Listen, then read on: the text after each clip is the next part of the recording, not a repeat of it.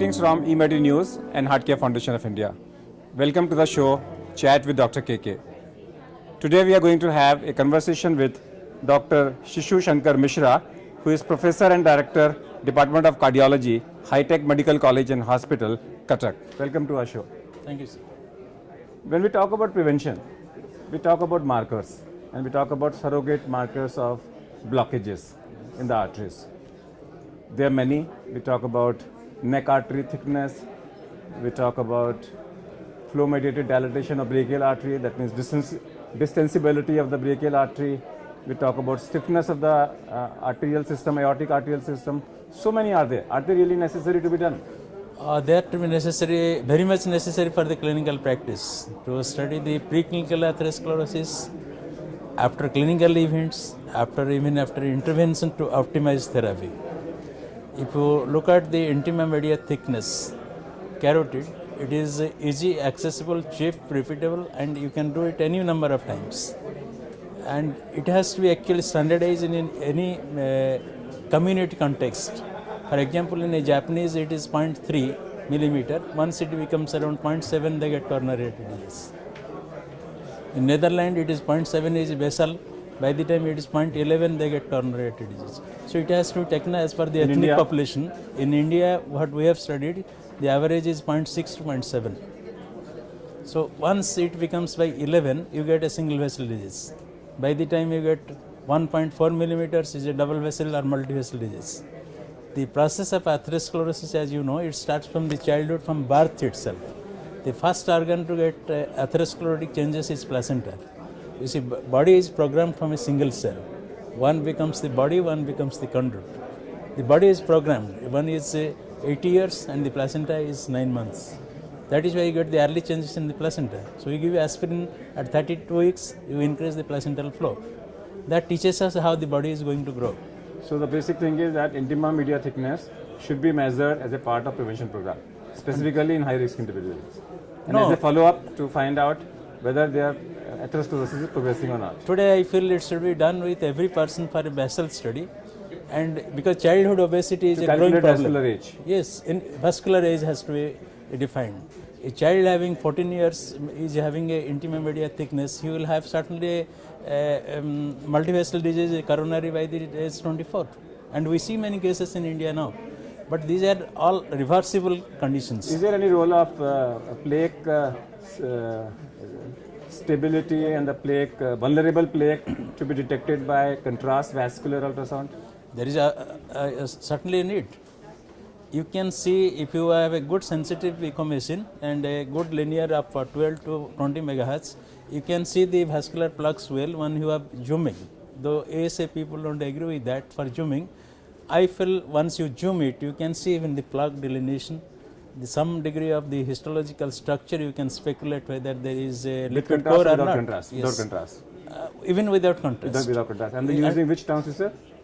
Say 12 to 20 megahertz. 12 to 20. But most of the time people use 7 to 12. So once it depends on the quality imaging. In children, I use 7 megahertz to see the thickness. What about flow mediated dilatation of brachial artery? It is an excellent marker. It is an excellent marker if you do it properly.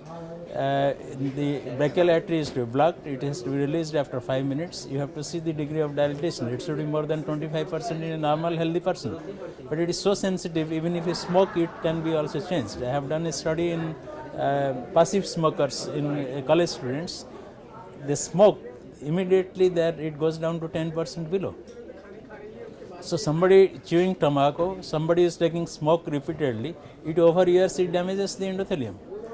And these are the area we should teach and show to our college students, the parents, that it is not that you should come after you have a angina or a chest pain. If a person has impaired dilatation of brachial artery, which is the drug of choice? Well, ACE inhibitor is an excellent drug, but you have to see at what state of clinical status we are seeing. Suppose he is a young college student, he needs exercise. He has to avoid the drugs, the smoke. He has to avoid the trans fats. That is what is more important than putting him on a drug alone. Any other tests for endothelial functions? There are a hell lot of tests now available. MRI is available, more than 1.5 Tesla. Optical coherence studies, the PET scan, everything, every modality you can use. You see, another sensitive study for a echocardiographer can be routine echo, routine probe, the aortic root sclerosis, Okay. which we used to miss. Rather, we have been reporting that as normal by up to 2000. As you know, you have seen the small plaques in a calcium in a aortic valve or aortic root, or it is glaring. These are the early aortic sclerosis, which is early markers of atherosclerosis. And you can plan their treatment from those days than waiting till they have a clinical event. People say that even abdominal aorta calcification, then ascending aorta in transesophageal. Yes, all and then those things are descending the similar aorta, corollaries. Similar corollaries. You see, So ascending aorta at the origin, if it is thick, it is a surrogate marker of atherosclerosis. 100%. Dr. Agrawal, whole body, if you see, we have 100,000 kilometers of arteries. And all vascular areas are vibrant, the endothelium. You see, the heart itself has 550 kilometers of arteries. Any intervention or procedure you do, what we are doing, we are addressing a small area only. Agreed. So, the whole thing is a molecular science rather than a mechanical science. Mechanical is a risky procedure. We have to do it. What about the aortobrachial velocity? Everything. That velocity is equally sensitive. That velocity is equal. Yeah, pulse So velocity. you have to do one test. Which one will you do?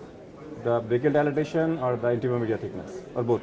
Both. Because that gives a comprehensive. One is a physiological test of the vasculature, another is the structural. So they will be able to calculate vascular age. Yeah. Is there any formula for vascular age? Till now, I think we have not standardized. It's not standardized. We are not standardized. Because this concept of practice has not become that popular, not even in USA. Everything is in a pipeline. Maybe in another 10 years' time, it will be our major practice. If you were made the health minister of your state, Yes. what will you do for these markers? Will you make them compulsory? Will you bring them in every college free of cost in the government? Put down money so that everybody has done this testing. Possibly, Specifically in the high-risk possibly you should start with Delhi. You do big melas. No, I'm You talking. see, my state certainly, I always propagate them. Why don't you stop or ban total tobacco in this state? The production should be stopped in the country. You make it available everywhere and you speak that you don't smoke. It is just self-cheating. Smoking is injurious to health is a slogan, is a self-cheating program. Okay, Dr. Mishra, if you would not have been a doctor, what you would have been? Well, this is an enjoyable profession. No. If you were not a doctor, if you would not have got admission in MBBS, Yeah. what was your other? I would have profession you been would a have lawyer certainly. You would have been a lawyer. That's good. And today in cardiopulmonary resuscitation, we say that hands-only CPR is sufficient. Excellent. Then within 10 minutes of death, for the next 10 minutes, compress the center of the chest with a speed of 10 into 10 per minute. What is your message to the public about hands-only CPR?